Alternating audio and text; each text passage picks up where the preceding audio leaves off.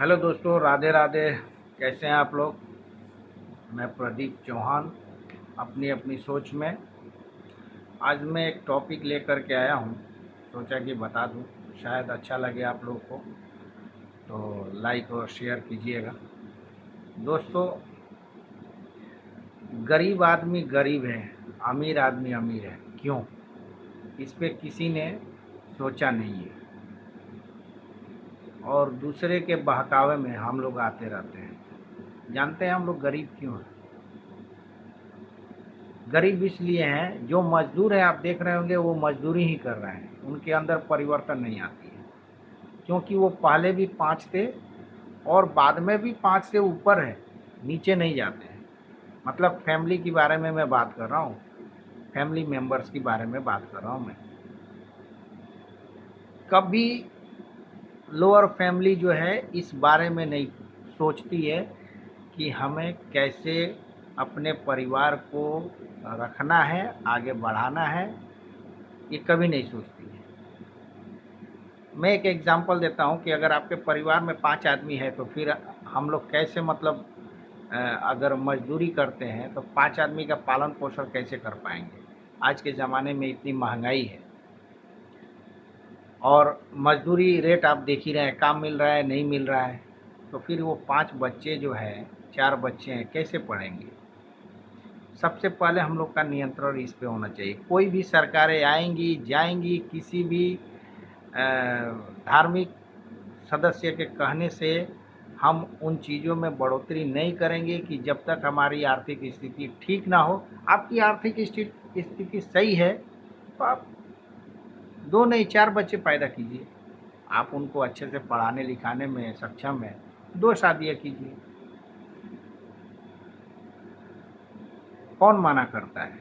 इतने बड़े बड़े लोग हैं, आप देखेंगे जो रईस लोग हैं, वो 2 शादियाँ करते हैं, 4 बच्चे पैदा करते हैं। देखे हैं कभी आप? शायद उनमें से एक आध कोई होएगा जो ऐसे करता होगा, बाकी सब सिंगल शादी करते हैं। सिंगल शादी करते हैं और बच्चे भी 2 ही होते हैं, 1 ही होते हैं या 3 होते हैं। उनको तो फिर 10 बच्चे पैदा करना चाहिए, जिस हिसाब से उनके पास पैसे हैं, प्रॉपर्टी है। हम लोग ना प्रॉपर्टी है, ना पैसे हैं, कुछ भी नहीं है, फिर भी हमारे 5 बच्चे होते हैं, 4 बच्चे होते हैं, 3 बच्चे होते हैं। हमारे पास टाइम किधर है भाई साहब? जो हम किसी काम के लिए अगर निकले हैं या कोई सरकार किसी सरकारी सुविधा का आह्वान दे रही है समाज में कि सरकार की तरफ से ये फैसिलिटी है, आपको मिल रहा है, वो हमारे तक पहुंचती नहीं है और हम पूछते भी नहीं हैं। क्यों पूछे? क्योंकि हमारे पास टाइम नहीं है। सुबह उठते ही सबसे पहले याद आता है कि हमें काम ढूंढना चाहिए, क्योंकि हमारे फैमिली को सबसे बड़ी ज़रूरत जो है खाने की है और वो खाने के पीछे हम भागते रहते हैं। आज आप देख रहे हैं 80 करोड़ लोगों को अनाज दिया जा रहा है। अगर ये स्थिति ना होती तो कोई अनाज नहीं लेता। अगर आपके घर में अनाज भरा पड़ा है, अगर कोई फ्री में भी दे तो आप ना लेंगे। क्यों? क्योंकि ऑलरेडी आपके पास रखने के लिए जगह नहीं है। लेकिन हम इतने भी अमीर नहीं है, जो 50,000 60,000 रुपये महीना भी कमा रहे हैं, वो भी गरीब है, वो भी अनाज लेते हैं। आप सोचिए। मैं तो सोचता हूँ इस बारे में, मेरा ये शुरू से कहना था कि परिवार की नियोजन, परिवार की बढ़ोतरी हमें अपने आय के हिसाब से ही करना चाहिए, किसी के बहकावे में नहीं आना चाहिए। जब कोई सरकार अगर आपसे डिमांड करती है कि आप पॉपुलेशन बढ़ाए, तो सरकार से आप डिमांड कीजिए कि उसकी रख रखाव, उसके फ्यूचर के लिए आपने क्या बनाया है। जो हम बच्चे पैदा करेंगे वो कहाँ रहेंगे, उनके पालन पोषण, उनकी शिक्षा कैसी होगी, आप हमें पहले से दीजिए, तब हम बच्चे पैदा करेंगे। नहीं तो हम जो अपना कर रहे हैं, जितना पे हैं उतना पे लेके चलेंगे। किसी की बहकावे में आने की ज़रूरत नहीं है भाई।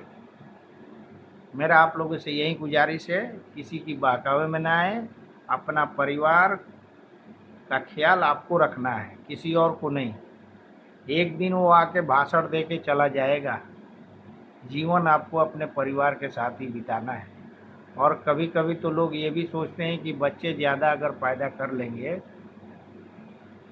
तो हमें सुविधा मिलेगी, कोई 2000 हमको देगा, कोई 2000, 10,000 हो जाएगा।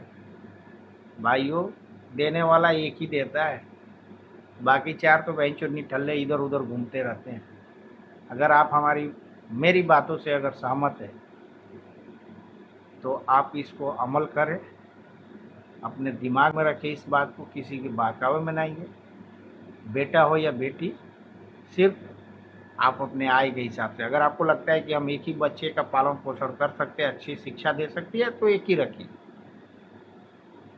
ज़रूरी नहीं है कि हमें फैमिली आगे बढ़, किसी का एक बेटा हो गया तो बेटी चाहिए, एक बेटी हो गई तो बेटा चाहिए, ये नहीं। आप कोई राजा नहीं है कि आपको राजा के लिए राज्य के लिए आपको एक शासक चाहिए। आप एक आम आदमी हैं, आम आदमी को उतने ही ज़रूरत है जीवन में जितना होना चाहिए। तो प्लीज़ आप लोग इस चीज़ को अपने दिमागी ज़हन में उतारिए और आगे बढ़िए, किसी के बहकावे में ना आए। कोई उकसाता है, कोई भड़काता है, उससे आदमी की दिमाग ख़राब होती है और बाद में वो उल्टा पुल्टा काम करता है। ठीक है दोस्तों, तो मेरा ये मैसेज था कि समाज को सुधारना है तो आप सुधार सकते हैं, कोई दूसरा नहीं सुधार सकता है। दूसरा आपका फ़ायदा ही उठाएगा। तो आज का वीडियो में सिर्फ इतना है। नेक्स्ट वीडियो में इसी टॉपिक पे आगे बनाऊंगा कि क्या क्या बेनिफिट मिल सकती है। ओके दोस्तों, थैंक यू।